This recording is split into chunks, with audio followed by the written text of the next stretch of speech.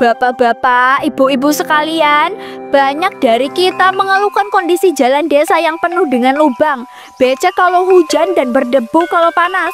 Oleh karena itu, saya ingin memberikan kabar baik untuk kalian semua. Kabar baik apa itu, Bu? Apa ini ada hubungannya dengan kondisi jalan kita yang rusak itu? Iya, betul sekali Pak Dharma. Kabar baiknya itu adalah kalau pemerintah desa akan segera memperbaiki jalan yang rusak. Dengan syarat kita semua mau ikut gotong royong dan memperbaiki jalan itu bersama-sama. Hah? Maksudnya gimana toh, Bu? Ikut gotong royong dan memperbaiki jalan itu bersama-sama? Gimana bisa? Kami kan cuma rakyat kecil biasa. Ya nggak bisa lah kami ikut perbaikan jalan itu. Bisa Pak, ya jelas sekali bisa. Caranya adalah dengan berkontribusi dalam bentuk menaikkan sumbangan pajak desa. Saya dan aparat-aparat desa udah sepakat untuk menaikkan pajak desa demi terciptanya kenyamanan dan keindahan jalan kita ini. Tapi Bu Kades, kami ini cuma orang kecil. Kalau pajak dinaikkan gimana dengan hidup kami yang udah sengsara ini? Kami takut kami itu nggak sanggup bayar, Bu. Sanggup nggak sanggup, Bapak harus sanggup. Bukan Bapak aja yang susah, semua orang juga susah. Tapi demi kepentingan umum dan demi kenyamanan bersama, kita semua harus berkorban demi jalan ini. Aduh, aku tuh harus kayak mana ini ya? Hidup makin kesini kok ya makin berat aja. Nggak pajak pemerintah, nggak pajak daerah, keduanya benar-benar nyakit hidup. Pak Dharma, saya ngerti kok keadaan Bapak dan yang lainnya gimana. Tapi percayalah Pak, kalau jalan desa mulus, anak-anak sekolah juga nyaman. Hasil panen juga bisa keluar dengan lebih cepat. Jadi ini itu bukan sekedar pajak, tapi investasi untuk kenyamanan kita semua. Kalau saya pikir-pikir, sebenarnya kami teh udah sering Bu dengar janji pembangunan gini. Tapi ya udahlah, karena semua warga berharap jalan desa diperbaiki. Mungkin kali ini kami teh harus percaya sama Ibu. Yang penting jangan sampai kalau pajak udah naik, tapi pembangunannya nggak ada. Tenang saja Bu Ratna, saya nggak akan mengecewakan kalian. Apa artinya saya jadi kades kalau tidak bisa membangun desa sendiri? Saya janji di hadapan kalian semua, kalau pajak naik, jalan desa kita akan menjadi jalan terbaik di kecamatan ini. Kalau didengar sih manis banget janjinya ya. Tapi entah benar entah enggak, soalnya dulu itu juga pernah ada janji yang sama juga. Cuma ya karena kita itu butuh jalan bagus, akhirnya kita itu nurut aja.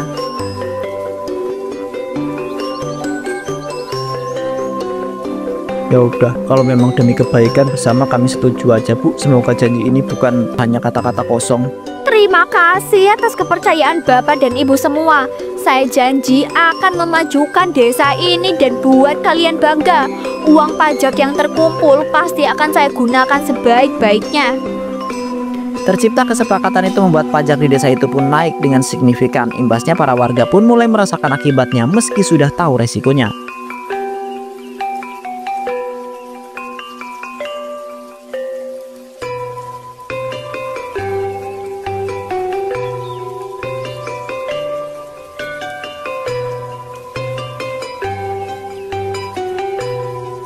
Aduh, rasanya itu berat banget mau ngejual kambing ini ya. Padahal rencananya mau dipelihara sampai besar untuk tabungan cucu sekolah. Tapi pajak sudah jatuh tempo. Kalau nggak dibayar bisa dimarahin nih nanti sama Bu Kades. Iya Pak Dharma, saya juga lagi bingung ini teh. Pajak rumah naik, pajak tanah naik, apa-apa teh jadi terasa makin berat. Tapi karena Bu Kades teh udah janji ya jalan akan segera dibangun, ya mau nggak mau kita teh harus ikhlas aja dulu. Yang saya heran katanya pajak cuma naik sedikit, tapi ya kok rasanya kayak 2 kali lipat. Gaji dari kota aja langsung habis buat bayar pajak dan kebutuhan sehari-hari. Aduh, kalau begini terus kita itu bukannya maju yang ada malah makin sengsara. Betul banget itu, Bud. Tapi yang mau bagaimana lagi, kita itu kan nggak punya pilihan lain. Meskipun berat ya anggap aja ini pengorbanan. Kalau saya pribadi cuma bisa berharap semoga Bu Kades teh nggak main-main dengan janjinya itu. Kita semua udah berkorban banyak, jadi wajar aja kita teh berharap jalan ini benar-benar dibangun. Ya semoga aja ya Bu. Meski dari awal saya itu sudah nggak terlalu percaya sih janji politik itu sering manis di awal tapi pahit di akhir. Kita lihat beberapa bulan ke depan benar-benar dibangun atau tidak. Mari kita lihat dan amati terlebih dulu ya. Kalau ternyata janji itu bohong, baru kita itu tindak dan bersuara bersama-sama.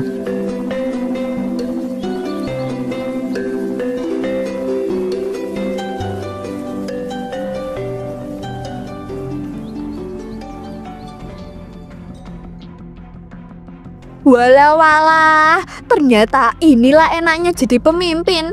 Tinggal berdiri di depan warga, umbar-umbar janji manis, langsung dapat uang sebanyak ini. Coba hitung dulu, 1 gepok, 2 gepok, 3 gepok. Aduh, dengan uang ini aku bisa beli apapun yang aku mau. Aku bisa beli emas, beli tas, bahkan beli rumah baru kalau aku mau. Astagfirullahaladzim, istighfar kamu itu Bu Sinta, istighfar. Warga itu sudah susah payah loh ngasih uang itu sama kamu. Ada yang sampai menjual ternak, ada yang berhutang, bahkan sampai hemat-hemat makan cuma untuk bayar pajak. Ya terus, masalahnya di mana? Kamu kan tahu sendiri, mereka juga sepakat dengan kebijakan ini. Ya aku tahu, oleh karena itu kamu harus menggunakan uang itu dengan sebaik mungkin. Kalau uang itu nggak kamu pakai buat bangunan jalan, itu sama saja dengan menipu mereka. Halah, kamu ini terlalu polos, Mas. Siapa juga yang tahu kalau uang ini aku simpan di sini? Rakyat itu cuma tahu janji. Tinggal aku kasih alasan dikit, mereka juga pasti bakalan ngerti. Kita ini butuh masa depan yang terjamin, butuh yang namanya menikmati hidup. Kalau bukan sekarang, ya kapan lagi? Menikmati hidup itu wajar Sinta, tapi jangan lupa caranya harus benar. Uang ini bukan milik kita tapi punya warga. Kamu dipilih mereka untuk memimpin, untuk mensejahterakan, bukan menguras habis isi kantong mereka, kemudian dipakai belanja untuk foya-foya di kota. Apa kamu itu tidak takut suatu saat nanti rakyat itu sadar dan mengarahkan taringnya sama kamu? Lagi pula mereka nggak akan berani, Mas. Aku ini kades, punya jabatan dan punya kuasa. Kalau mereka ngelawan, tinggal persulit aja urusan mereka. Surat tanah, sertifikat, bantuan, sampai sekedar tanda tangan pun nggak akan aku kasih. Sinta, jangan terlalu percaya diri. Doa orang kecil itu berbahaya. Kamu itu boleh menutup telinga dari keluhan mereka, tapi doa dan juga keluhan mereka itu sangat berbahaya. Ingat, azab itu nyata ya. Doa, ajab, alah itu cuma omong kosong. Dengan emas dan uang aku bisa beli apapun yang ada di dunia ini. Bahkan aku bisa beli kesetiaan orang-orang yang berani ngelawan aku. Tapi Sin, nggak semua itu bisa diselesaikan dengan uang. Udah, diam kamu Mas, nggak usah banyak omong. Uang pajak ini bukan sekedar untuk hari ini, tapi untuk masa depan kita. Kita akan hidup enak, terhormat, dan dihormati selamanya selagi kita masih punya uang pajak ini. Kalau kayak gitu cara berpikirmu, aku itu nggak tahu harus bilang apa. Aku itu hanya bisa berdoa semoga kamu itu sadar duluan sebelum semuanya itu terlambat. Sesuai dengan ambisi dan keinginan Sinta, Sinta menyalahgunakan uang pajak itu untuk kesenangan semata.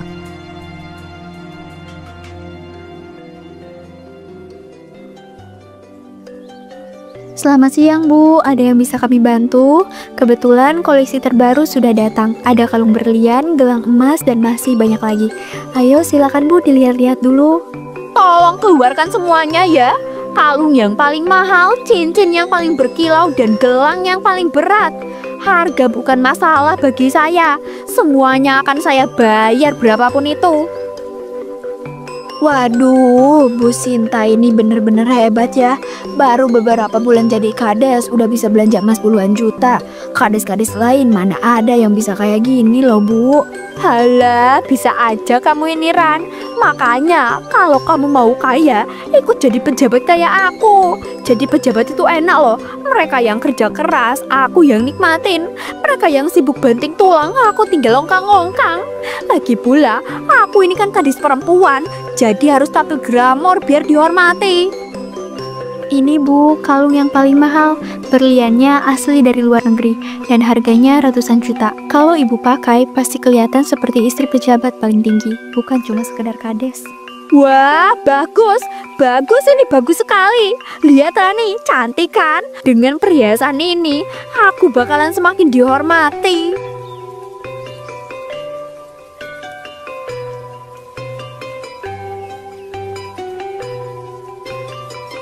Bu, saya benar-benar kagum sama Ibu. Ibu belanja udah nggak lihat harga lagi. Sekali suka langsung diborong semua. Kasihan banget ya warga-warga kampung itu. Mereka pikir mereka pasti ngira Ibu sibuk urus jalan, padahal lagi asik belanja di mall ini. Udah, lupain aja soal mereka. Jalan desa masih bisa ditunda. Tapi kalau kebahagiaan aku gak bisa ditunda-tunda. Selama aku berkuasa, aku harus bahagia dan jadi kaya raya. Waktu demi waktu terus berlalu karena tak kunjung diperbaiki. Lama-kelamaan rasa curiga mulai tumbuh di hati mereka.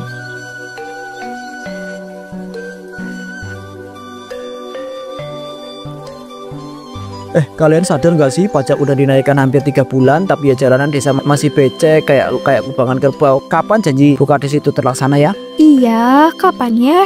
Kemarin hampir aja saya terjatuh waktu lewat jalan itu. Jalannya licin banget. Katanya mau cepet dicor beton. Tapi kapan itu tadi laksanainnya? Iya Bu, aku juga udah mikir gitu. Waktu rapat itu Bukades janji kalau pajak dinaikkan jalanan mau segera diperbaiki. Tapi nyatanya apa? Sampai sekarang jalan masih rusak kayak gitu. Udah 2 bulan loh kita itu menunggu. Bener Pak, sebenarnya saya teh kesel banget rasanya. Jujur aja ya, saya teh pengen teriak di depan dia. Tapi kalau kita ngomong terlalu keras, yang ada marah bahaya yang datang. Saya teh pernah dengar kalau ada warga yang protes urusannya langsung dipersulit sama Bukades. Tapi masa iya kita itu diperas terus menerus? Kita bayar terus menerus tapi hasilnya itu nggak ada sama sekali. Aku rela jual semuanya loh buat bayar pajak itu. Kenapa sampai sekarang belum dibangun-bangun sih? Benar Pak, saya itu juga nggak kesampaian buat beli buku anak. Cuma gara-gara uangnya habis buat bayar pajak. Dan yang bikin sebelnya lagi, aku itu malah dengar soal itu loh. Bukades yang sering belanja ke kota, beli perhiasan, beli emas, belanja-belanja barang mewah-mewah deh pokoknya. Aku juga dengar kemarin dari tukang becak katanya dia itu ngelihat Bukades keluar dari toko emas bawa kantong gede terus belanjaan yang seabrek. Apa jangan-jangan uang pajak kita itu dipakai buat beli itu ya? Hati-hati Pak, jangan sembarangan ngomong. Kalau sampai ketahuan kita nuduh dia sembarangan, bisa panjang nanti urusannya. Tapi apa iya kita itu mau terus diam kayak begini? Jalan makin rusak, pajak makin mencekik, bukannya sejahtera makin sengsara lama-lama yang ada. Begini aja, saya itu punya ide, kita itu jangan langsung menyerang frontal dari depan. Kita kumpulin bukti, kita lihat dulu kemana uang pajak itu larinya. Kalau memang benar dipakai buat kepentingan pribadi, baru kita tindak rame-rame deh. Setuju, kita itu nggak boleh tinggal diam. Kalau terus begini desa kita itu nggak bakal maju, malah makin hancur gara-gara ketamakan satu orang. Oke lah kalau begitu, saya mah setuju, saya mah ikut aja. Tapi tetap harus hati-hati ya, jangan sampai kabar ini teh bocor duluan ke telinga Bu Sinta.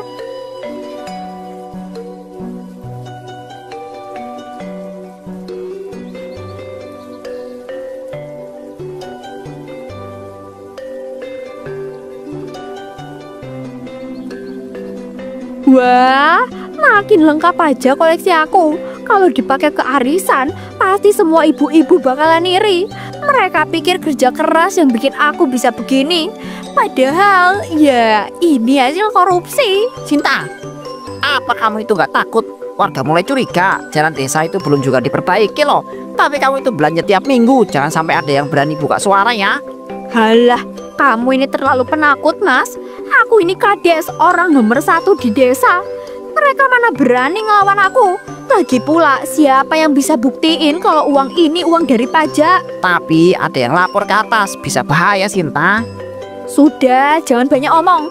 Kamu itu enaknya ikut senang aja, jangan bikin suasana jadi suram. Aku pengen pamer, siap-siap anterin aku ke arisan nanti sore.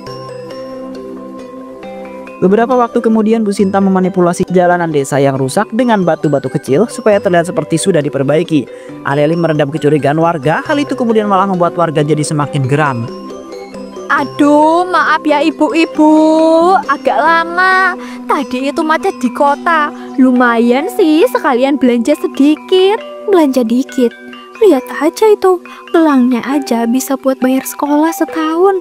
Jalan desa ambles nggak diperbaiki, tapi dia tiap minggu tampilan baru. Iya, padahal suamiku baru kemarin jual kambing buat bayar pajak. Rasanya nyesek lihat beginian. Aduh, maaf ya kalau silau.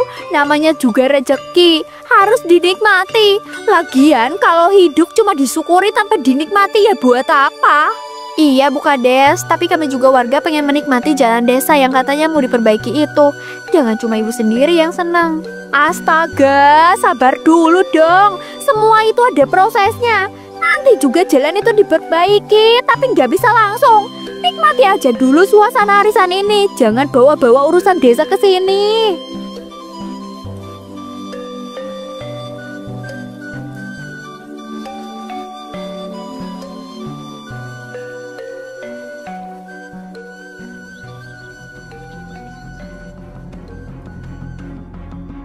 Aduh Pas, aku jatuh lagi. Tiap hari lewat sini selalu jatuh.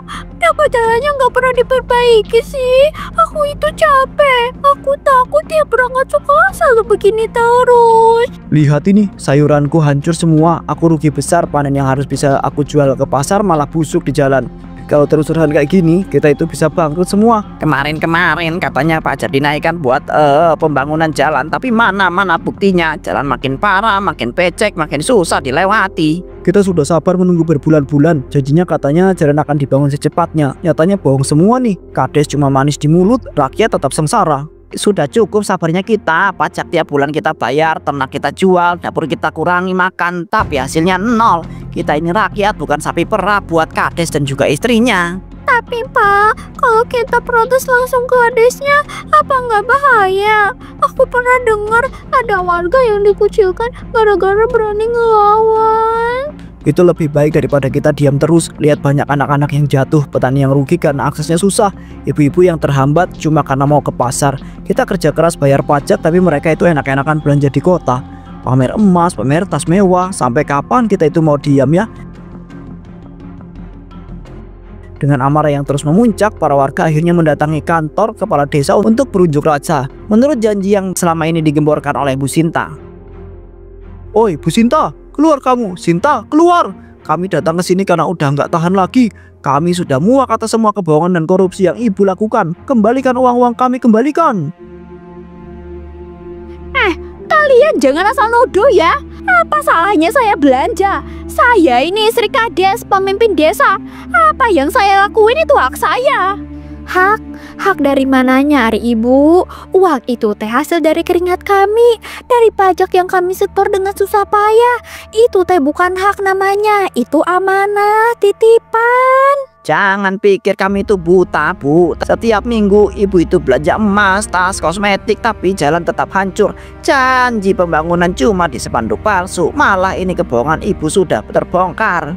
Kalian semua boleh bicara apa saja, tapi tetap saya yang berkuasa di desa ini.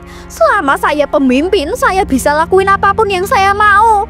Dan kalian itu nggak akan pernah bisa ngelawan. Cukup Bu, jangan kira warga ini akan terus diam. Kami sudah muak, ditipu dan dipermainkan. Hari ini kami itu bersatu dan kami akan tuntut tanggung jawab. Tuntut aja kalau kalian bisa. Kalian nggak punya bukti, kalian nggak punya saksi kan? Aku juga berani sumpah kok kalau semua yang kalian tuduh itu palsu.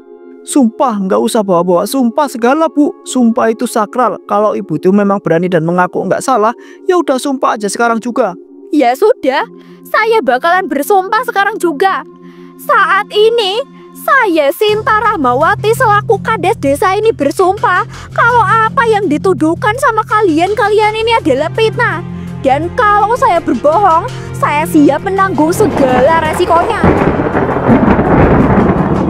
Cuaca tiba-tiba berubah jadi sangat menegangkan, dan pada saat itu juga Ibu Sinta pun berubah menjadi bahan-bahan konstruksi, batu, semen, cangkul, dan juga aspal panas.